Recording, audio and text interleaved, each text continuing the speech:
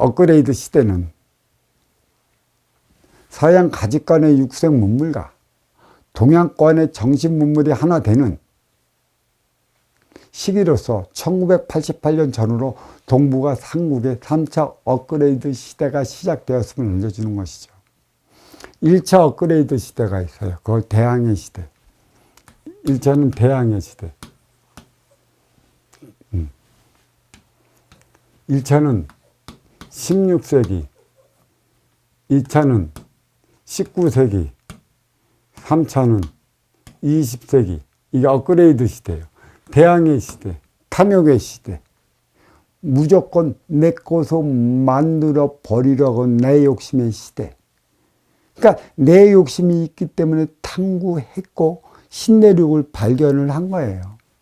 콜럼버스가. 그러니까 대항해 시대, 서양에서 동양에 이르기까지 해양의 로드맵이 그려지는 때가 1차적으로 이때죠. 19세기는 영국에서 일어난 산업혁명 시대, 이때가 2차.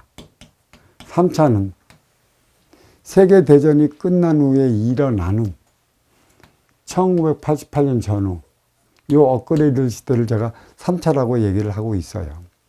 그래, 르네상스 낭만의 시대가 대항의 시대가 아니에요. 내 욕심으로 전철된 시대, 너보다 더 가지려고 눈 부르켰던 시대.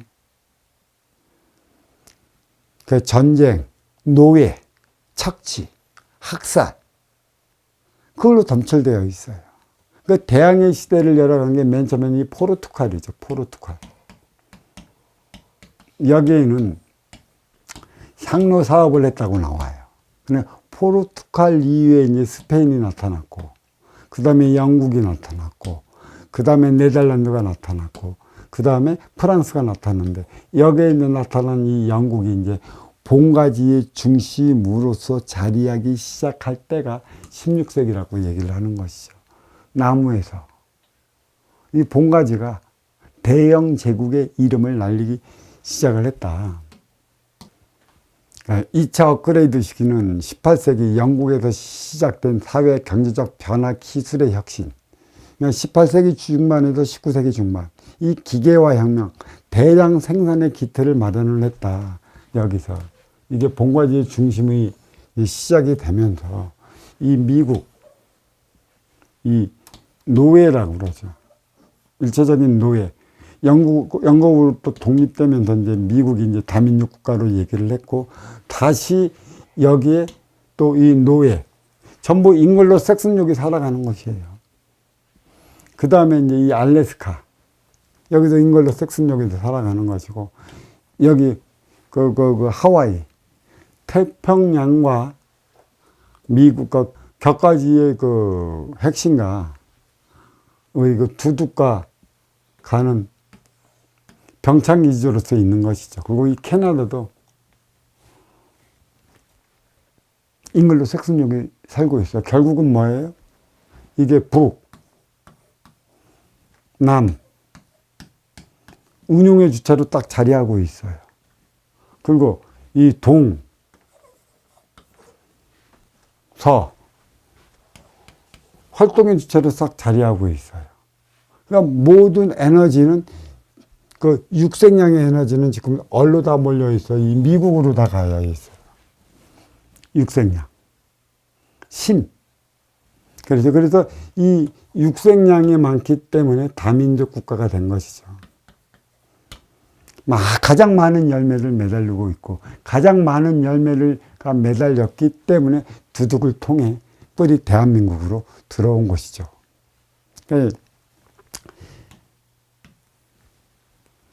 그 기계화 혁명, 대량 생산의 기틀을 영국에서 마련을 했고, 19세기 유럽을 넘어 북미 아시아까지로 확산이 되었고, 이들의 영토 야욕이 심해. 그래서 대영 제국은 해가 지지 않는 나라로 이렇게 자리하고 있었어요. 근데 이제 여기는 이제 뿌리 대한민국을 한번 들어봐요. 뿌리. 중국, 몸통, 일본. 이제 두둑의 실적을 한번 본다면 19세기 말 1897년. 이때가 제가 19세기 말이었으니까 2차 업그레이드 시대. 조선의 국고를 대한제국으로 개칭을 했어요. 수의를 입어가는 과정인 것이죠. 썩은 조선 500년, 고려 500년, 1000년 동안 이 뿌리가 썩어 있기 때문에 썩은 뿌리의 토양을 바꾸기 위한 작업이 1800년도에 들어서 시작이 됐다. 그래서 대한제국은 조선을 제국으로 선포하여 세워진 전제군주대 국가이자 한국의 마지막 군주국가로서 쇄국 정책을 폈죠. 다른 건 받아들이지 않는다. 근데 문제는 뭐예요? 뿌리는 몸통을 위해 살아가야 하는데 이때는 청나라 명나라에 의지해 갖고 이 뿌리가 몸통의 모든 법을 가져다 씀으로 인해 갖고 뿌리가 썩을 수밖에 없어요. 리더자는 뿌리인데 어떻게 몸통의 법도가 뿌리에 맞는 것을 그냥 뿌리에 맞추려고 하겠어요. 이 뿌리는 청기를 받아요. 몸통은 지기로 살아가는 것이죠. 청기를 받지 않는 몸통의 지기는 전부 뭐라고 그랬어요? 제가 마천루라고 그랬어요. 마천루. 근데 청기의 근본이 없는 이 지기의 원리를 뿌리의 근본으로 삼았으니 뿌리가 죽으면 몸통도 죽을 수밖에 없습니다.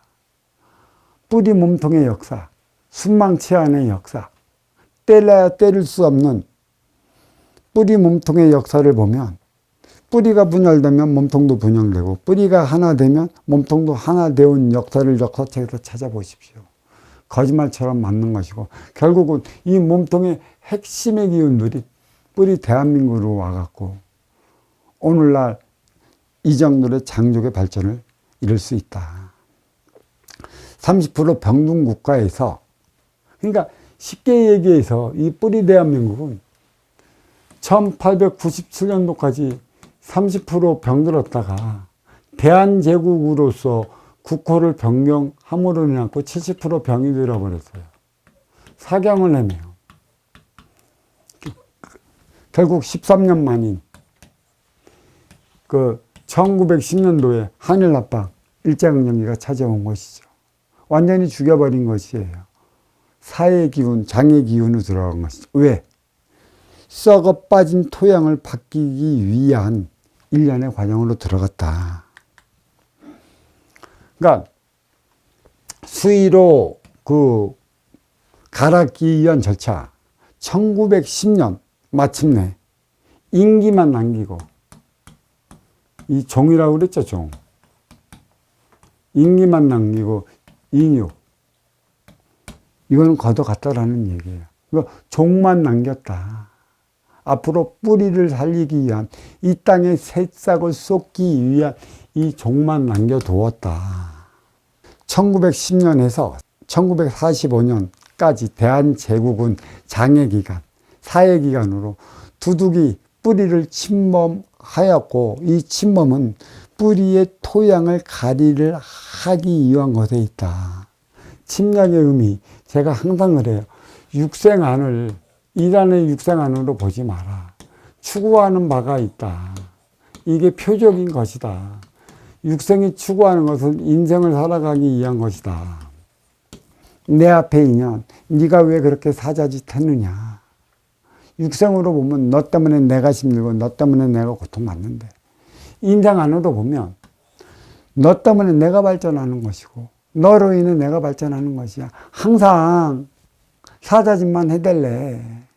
사자짓 해대는 그대만 나무라면 나도 사자짓 해대는 걸 보지를 못한다는 얘기죠.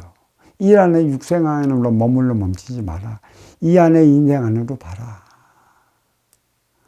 내가 잘 나가면 잘 나갈 때 잘 나가는 인연만 오는 것이고 내가 어렵고 힘들고 못 나갈 때라면 나를 깨우쳐 주기 위한 그런 못난이 째버들만 오는 것이에요.